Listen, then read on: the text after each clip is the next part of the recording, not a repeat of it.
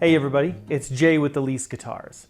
I am setting up my new buffing wheels today and just wanted to run you guys through that process. It's pretty quick.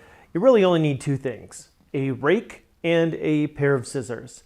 The new wheels that I have Canton on one side, which runs the coarse or medium grit, and then I have a new Domet, which is a super soft wheel, and I run the fine on that one. I also have another Domet that I run the super fine or ultra fine on, but that one didn't need replaced. These are going to be brand new. This is the Canton. It is a little stiffer, so it's very soft on the tips, but it in general is a little bit stiffer, and that is going to handle the coarse or medium. And when I say or, I don't mean that you can use either coarse or medium on this. You want to stick with one grit, one company, the exact same bar all the time on whatever wheel you're using. With where I leave off after sanding and leveling the guitar, I can go to a medium grit on this Canton wheel. Some people will not run through the grits as high as I do, and they'll start a little lower and they'll go through a coarser grit. But with this one, I just go to medium. And the particular medium I'm using is the StewMac medium, and then I'll move to a StewMac fine. After that, I do have a Menzerna Ultra or Super, I can't remember which one it's called. And that will give just a little bit higher detail on that gloss, but typically I can get away with just these two grits.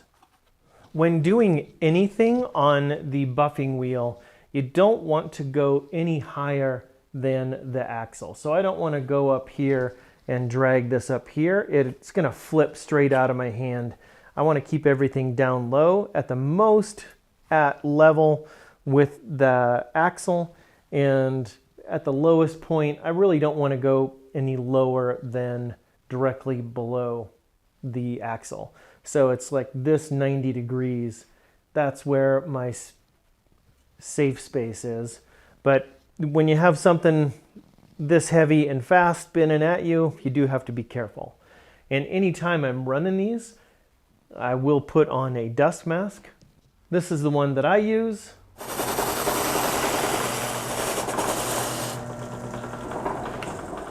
All these little strings that have come out, I want to take care of. But I'm going to run through this a couple times and keep hitting it with that rake and try to break this in and knock some of those initial fibers loose and then cut them out.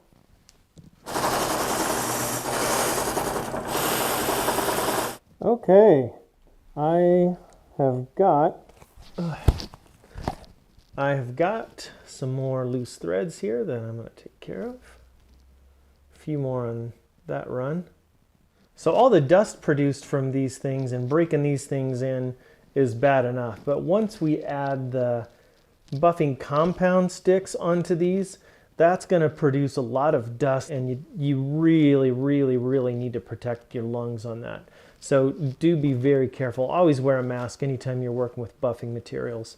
Even if it's the liquid, that stuff can dry out and kind of aerosolize and still produce a decent amount of dust. So do wear a mask anytime you're around this stuff. All right, these look pretty good. I'm going to do one more run on this and see if I can't pull any more fibers out. And once I'm done with that, I'll move over to the Domet.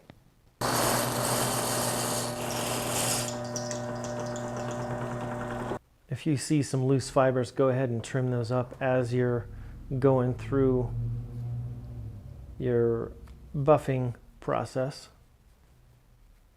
All right, I think that's it. Let's move over. Now we're looking at the Domet. The Domet is a much softer buffing wheel, and you can see it's just flopped over right now.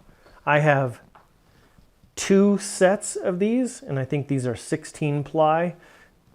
You can set these up with 1 to 3 wheels on each side. You can set it up with one. One doesn't quite give you enough coverage, So I like to use 2. You can use 3, but then again, 3 doesn't really let you get into tighter wastes or cutaways. And so smaller areas you can still get into with 2 that are stacked next together. So this one, just the mere act of spinning it has gotten this roughed up a little bit. So some of these threads are already coming out, but I'm not even going to cut them yet. I'm just going to hit it with the rake first. And again, I want to stay below the axle here and not go any farther forward than this. No matter if I'm using a rake or actually buffing an instrument, this is where I want to stay.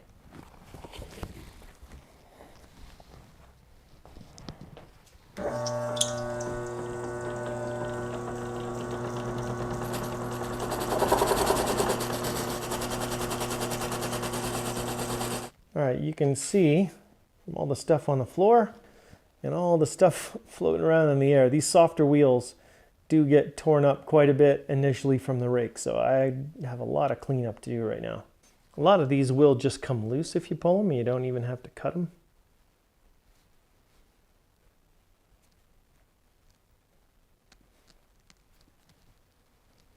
This is a very, very soft flannel. It does a great job with the finer grits.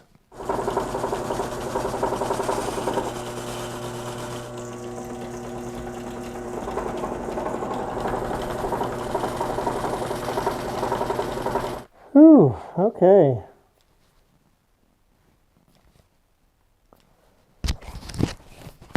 I think that is going to cover it for raking these out. If you break in your new buffing wheels like this with a rake and scissors, you'll get the most out of every wheel you own. Thanks for following along, and I'll catch you in the next video.